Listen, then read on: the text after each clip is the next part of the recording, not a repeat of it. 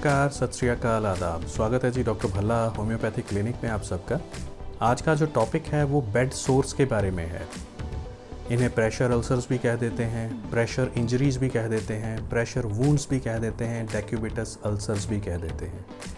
ये वो ज़ख्म हैं जो प्रेशर की वजह से बनते हैं। अब कई बार कुछ मरीज़ों को किसी वजह से बेड पे लेटना पड़ जाता है बहुत लंबे समय के लिए, या व्हील चेयर पर बैठे रहते हैं मेडिकल कंडीशंस की वजह से, जैसे पैरालिसिस हो गया, कोमा में है कोई मरीज़, या कोई ऐसी बीमारी हो गई जिसकी वजह से लंबे समय तक बेड पे लेटना पड़ गया। अब उस वजह से एक ही पोजीशन में लेटे रहने से जहाँ प्रेशर ज़्यादा बनेगा वहाँ पर खून का जो सर्कुलेशन है या वो कम हो जाता है या वो खून का सर्कुलेशन रुक जाता है, जिसकी वजह से वहाँ पे ज़ख्म बनने की संभावनाएं बढ़ जाती हैं। इसके साथ साथ अगर पसीने की वजह से चमड़ी गीली रह गई, मॉइस्ट रह गई, या लेटा हुआ मरीज़ बीच में ही सूसू पॉटी कर रहा है, उसकी वजह से भी वो चमड़ी गीली रह गई, तो उसमें ये चीज़ें और ज़्यादा रिस्क हो जाता है कि बेड सोर्स बन जाएंगे। अब बेड सोर्स में और किन हिस्सों में हो सकता है, जैसे जिन हिस्सों में हड्डी सीधी स्किन के साथ आकर लगी हुई है, उन हिस्सों में बेड सोर्स होने की संभावनाएं ज़्यादा होती हैं। जैसे कि एंकल हो गया, पैर और टांग का जोड़ जहां बनता है, उसके अलावा एड़ी हो गई, हिप रीजन है, हिप्स वाले एरिया में लेटे हुए मरीज़ों में, बैक है, उसके अलावा सिर का पिछला हिस्सा, कोहनियाँ, इन जगहों पे बेड सोर्स होने की संभावनाएं ज़्यादा होती हैं। कई बार कुछ मरीज़ों को किसी वजह से ऑक्सीजन मास्क पहनना पड़ जाता है।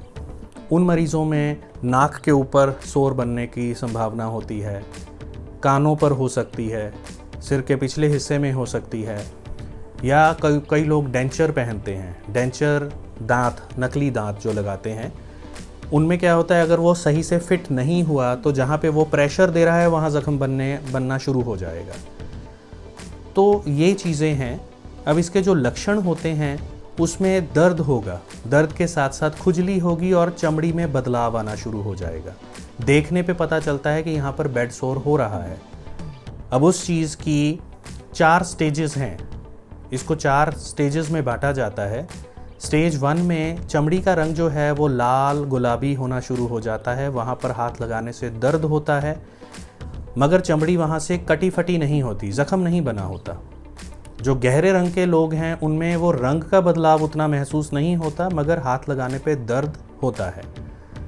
सेकंड स्टेज में जो है गहरापन आना शुरू हो जाता है, दबाव का इम्प्रेशन बनना शुरू हो जाता है। चमड़ी लाल और गुलाबी रंग में होती है, मगर वहाँ पर स्किन जो है छिली हुई आपको दिख सकती है, या वहाँ पर पानी वाला छाला जैसे बन जाता है, इस तरह का हो जाएगा। तीसरी स्टेज में स्किन जो है वो अब ज़ख्म बन गया। ज़ख्म अंदर की चमड़ी जहाँ पर फैट लेयर आ जाती है, जिसे हाइपोडर्मिस कह देते हैं, वहाँ पर ज़ख्म वहाँ तक पहुँच जाएगा। और चौथी स्टेज में स्किन की तीनों लेयर्स को भेदता हुआ ज़ख्म जो है वो मांसपेशियों तक, हड्डियों तक पहुँच जाता है। तीसरी और चौथी स्टेज के जो ज़ख्म हैं ये बहुत मुश्किल होते हैं ठीक करने। इनमें सर्जरी की ज़रूरत पड़ जाती है। डेड स्किन को निकाल दिया जाता है, ग्राफ्टिंग की ज़रूरत पड़ जाती है वहाँ पर।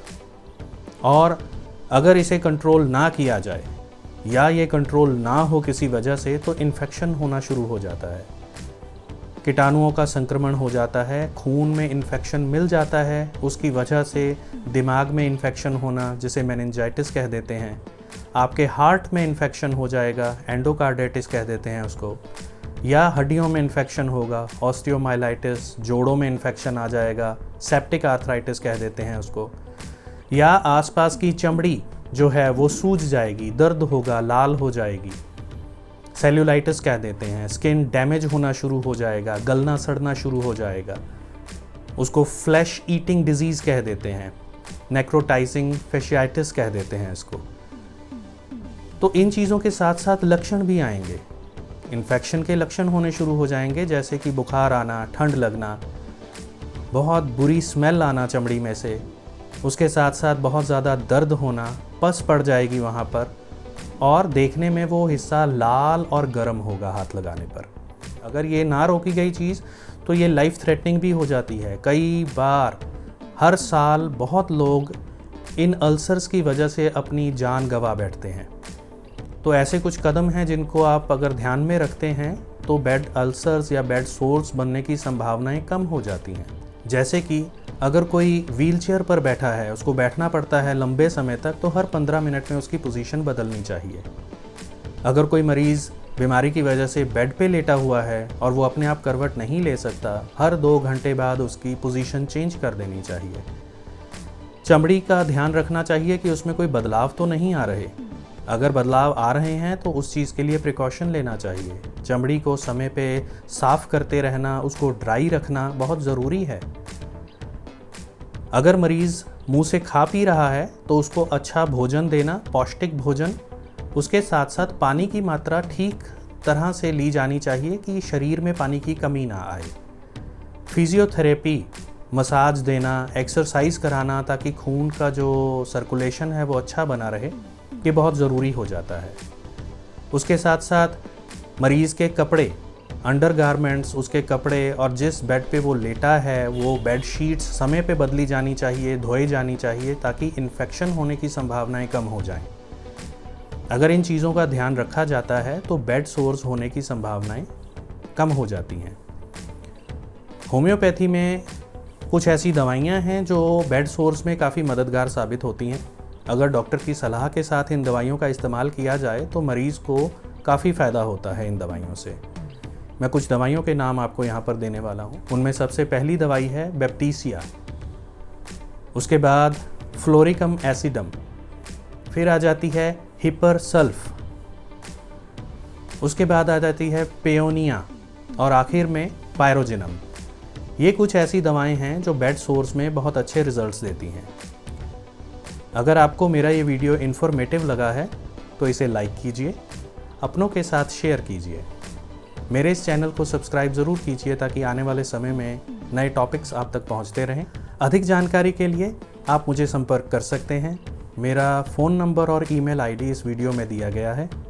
फिर मिलते हैं किसी नए टॉपिक के साथ। तब तक अपना ध्यान रखिए। नमस्कार, सत श्री अकाल, आदाब।